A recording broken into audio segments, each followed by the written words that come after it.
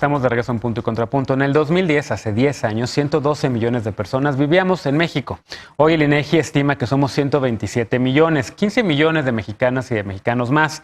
Para comprobarlo, este 2 de marzo inicia para saber el Censo de Población y Vivienda 2020. ¿Cómo éramos hace 10 años y qué novedades podemos esperar este año? Veamos el contexto.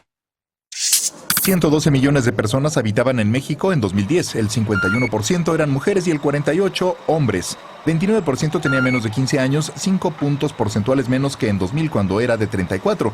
El crecimiento poblacional también bajó en 2010. Entre 1990 y el 2000 creció 3.4% y para el 2010 el crecimiento fue del 1.4%. El INEGI estima que la población actual es de 127 millones de personas, lo que representa un aumento del 13% con respecto a la del 2010. En 2010, las mujeres de entre 15 y 49 años de edad tenían 1.7 hijos, ligeramente menos al 2 registrado en el 2000. El 94.7% de la población de 6 a 14 años iba a la escuela, 9 puntos porcentuales más que en el 2000, y el 40% de los jóvenes entre 15 y 24 años asistía a la escuela. En el 2010, solo el 30% lo hacía. Ese año, además, los hogares encabezados por mujeres pasaron del 20.6 al 24.6%. En cuanto a la población casada, pasó del 45.8 en el 2000 al 40% en el 2010, mientras que la unión libre aumentó del 7.4 al 14.4%. 88% de las personas mexicanas se consideraba católica y 7.6 dijeron profesar otra religión. Entre 2005 y 2010, al menos 145,000 personas habían emigrado anualmente, en su mayoría a Estados Unidos. En los 10 años previos, la cifra reportada fue de 240,000. Punto y contrapunto. Bueno, segundo tema, ahí estaban ya algunos de los puntos que seguramente nuestra querida demógrafa va a darnos algunos spoilers, seguramente sobre el resultado del censo de este año. Pero ¿qué más ves interesante, Paula? A mí me resultó muy interesante el tema de las uniones libres, ¿no? Como, ¿qué porcentaje era? Ya no me acuerdo el dato, pero que cada vez más gente, 14% creo que estaba en unión libre, ¿no? ¿Qué más destacarías? Y si quieres, adelántate al siguiente bloque también. Preguntas nuevas que va a haber en este censo y por qué. Bueno, el país es diverso, el país ciertamente cambió en una década, aunque tenemos, insisto, el conteo y luego la encuesta intercensal y podemos tener una medición al punto medio. Eso es muy interesante, por ejemplo, las jefaturas de mujeres se elevan, en el 2010 fueron de 24%, en el 2015 fueron de 29%, es decir, 9.2 millones. También la forma de acercarse a las familias a partir del censo es a partir de los hogares. Entonces hay hogares como mucho más diversos. A ver, te tengo. La jefatura de familias encabezadas por mujeres tiene que ver con el fenómeno migratorio también, tiene que ver con divorcios, tiene que ver con madres que deciden ser solteras. Yo creo que con todos ellos, ¿no? O sea, ciertamente la migración es importante y hay algunas preguntas nuevas que justo ayudan a saber qué pasa cuando la gente empieza a regresar, etcétera.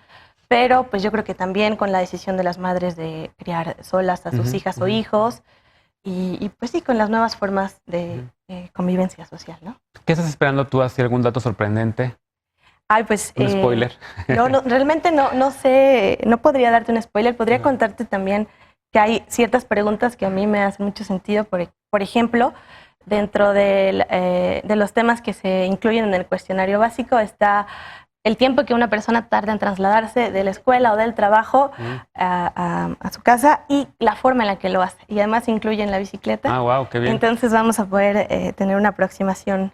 Y eso es bueno para que hagan políticas de movilidad. Claro, desde luego. Para la ciudad, o sea, va a servir, digamos que va a nivel de municipio, entonces puedes saber en el municipio tal de Aguascalientes o de cualquier ciudad, la gente se desplaza más en transporte público o coche privado o hace falta ciclovías porque usan mucho la bici. O sea, para eso nos sirven estos datos. Sí, la característica del censo justo es que es universal, entonces tenemos la mayor cantidad de desagregación posible, incluso información por manzana. Entonces esto es tan importante porque el censo no lo incluye todo, pero hay encuestas especializadas que se construyen a partir del marco muestral que se genera en el censo. Entonces esa es otra de los puntos más importantes del censo. Sebastián, ¿tú cómo lo ves? A ver, tú estudias también estos temas, sobre todo el tema de población y vivienda. ¿Qué más les interesa? ¿Por qué es importante? Para los legisladores, por ejemplo, ¿qué datos podrían sacar de ahí que puedan decir, mira, a lo mejor hace falta una ley porque hay una nueva necesidad en la población? O digo, yo estoy aventurándome a decir algo, pero a lo mejor no tiene nada que ver. ¿Qué te importa, tío? ¿Qué te interesa de los datos del censo? Pues mira, definitivamente la sociedad cambia de una época a otra. 10 años no es poco, bastantito. Entonces, en esa medida, tenemos que ir reactualizando el marco jurídico, porque las normas, pues obviamente se tienen que ir adaptando a los hechos que suceden en ciertas zonas, a los conflictos. Entonces, tenemos que ir renovando el marco jurídico. Una de las tareas principales del Congreso es la revisión permanente de las leyes que integran nuestro sistema. Y por ello, pues, es necesario que ellos tengan esa radiografía en las manos para ver cuál es la realidad del país en el ámbito económico, social y migratorio, ¿no? Nos hacen preguntas políticas, o sea, no nos preguntan por qué partido han votado y cosas así, pero por ejemplo sí tienen información política para los partidos y para la clase política, como por ejemplo diferenciar cuántas mujeres más hay. Entonces me imagino que los partidos de ahí dicen, mira, entonces necesitamos tener más propuestas encaminadas a mujeres o para poblaciones jóvenes. Por cierto, estamos envejeciendo, ¿no? Como país. ¿Qué otra cosa destacarías? Pues mira, yo considero que cada 10 años el INEGI se pone a prueba, definitivamente. Es un trabajo que no solamente lo realiza esta institución, sino que lo hace en conjunto con el ámbito privado y social. Se coordinan distintas autoridades, organizaciones, y es un trabajo en conjunto que arroja resultados muchas veces esperados y otras veces imprevistos, ¿no? Comparado con, a ver, ahora que estás justamente ahí, comparado con el INE, por ejemplo, el INEGI también tiene oficinas regionales, oficinas estatales en las ciudades, son INEGIs locales. El INE, por ejemplo, es nacional, pero en los estados están como los institutos electorales de cada estado, ¿no? ¿El INEGI cómo funciona? ¿También tiene una cosa así? Estatales. Estatales, sí, INEGI estatal, ¿no? Y INEGI se conecta Chihuahua. muchísimo con cada gobierno estatal para justo poder armonizar la selección de datos locales o el aprovechamiento de datos locales para que directamente se puedan inyectar en la decisión política. Entonces, que eso es importante porque si una encuestadora en el estado de Yucatán llena mal el formulario, entonces ya hay, digamos, datos viciados que luego no puedes comparar con los de Chihuahua si allá se lo hicieron bien, me imagino. pues, antes de ello tienen supervisores y creo que eso pues, es un tema que conoces bien, pero tienen supervisores, o sea, no llegan al resultado ya del censo para decir, ups, hubo una incongruencia. Cada pues, ejército de encuestadores en una región ve sus cuestionarios revisados según ciertas metodologías y entonces ahí ya se van detectando errores que se van corrigiendo en el momento porque no hay manera de volver a levantar, ¿no? Claro. Entonces, Y este ejército de personas es un ejército temporal, ¿no? También es un trabajo flotante, ¿no? O sea, me imagino cuánto tiempo trabajarán antes de empezar a realizar el censo, entre que los reclutan, les dan entrenamiento, salen a la calle y hacen las preguntas y luego desahogan o van con los resultados. ¿Cuánto tiempo será? el reclutamiento yo no sé cuándo se hizo. Es que un poco depende de cuál es la fase en la que las personas se involucran, porque hay supervisores, hay quien fue a verificar que realmente las viviendas estuvieran ahí. Entonces, Pero lo que recuerdo es que hace unos meses sí hubo como un llamado masivo a quién quiere ser encuestador. Pero según yo, los encuestadores son gente de más corto plazo y los supervisadores son los que ya vienen trabajando incluso desde la etapa piloto del cuestionario, que fue el año pasado. Es un empleo más formal que llevan más años ahí, ¿no? Es que creo que, o sea, sí hay que hacer un gran reconocimiento a esa gente de campo que son encuestadores y es un trabajo flotante, pero finalmente es una gran expertise ser encuestador, porque es saberse dirigir a la gente, asegurar poder transmitir en un segundo confianza.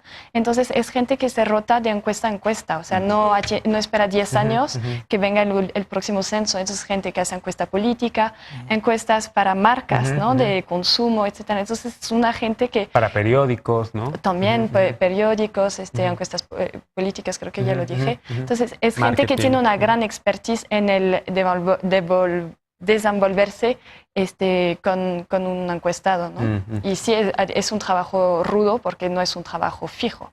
¿Qué destacarías de cómo hemos cambiado en estos 10 años? Ustedes que también desde México Unido pues revisan datos todo el tiempo y viven de datos.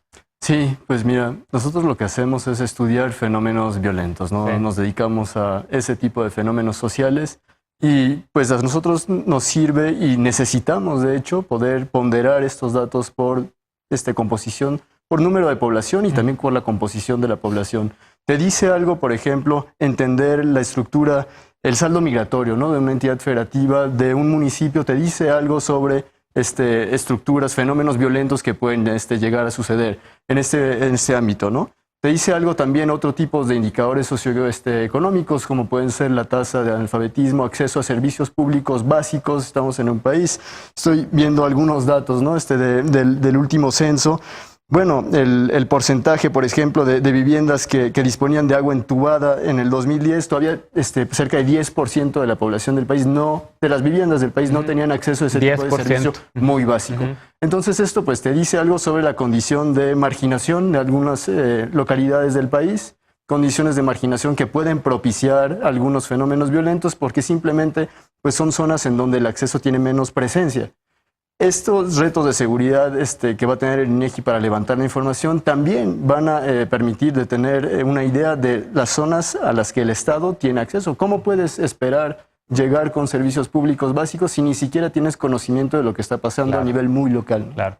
Y al mismo tiempo, a ver, estos datos también empoderan a la gente porque nos ayudan justamente, ahorita por ejemplo, que dabas esa cifra de gente, de vivienda con agua entubada, también nos obliga y nos dice, a ver, si ahorita en 2020 resulta que ese indicador no bajó, pues ¿qué hicieron en estos 10 años la clase política que gobernó al país desde lo micro hasta lo macro, ¿no? Entonces, como ciudadanos también podemos voltear a ver esos datos y decir, oye, a ver, en estos 10 años no avanzó nada mi municipio o sí avanzó, ¿no? Por supuesto, es lo que te da la posibilidad de hacer el análisis de datos, ¿no? Conocer fenómenos y después evaluar la respuesta que tienen los gobernantes, las y los gobernantes en atender algunos fenómenos que aquejan a la población. Claro. Es que por eso digo, a ver, cuando con todos estos datos les sirven a tomadores de decisión, les sirve a la clase política, pero también a los ciudadanos. Y en sí estos datos son políticos porque nos ayudan a entender precisamente esta idea de progreso, de si hemos avanzado o no hemos avanzado respecto a algunos temas cruciales como acceso a agua potable, ¿no? Por ejemplo, ¿cómo hemos envejecido?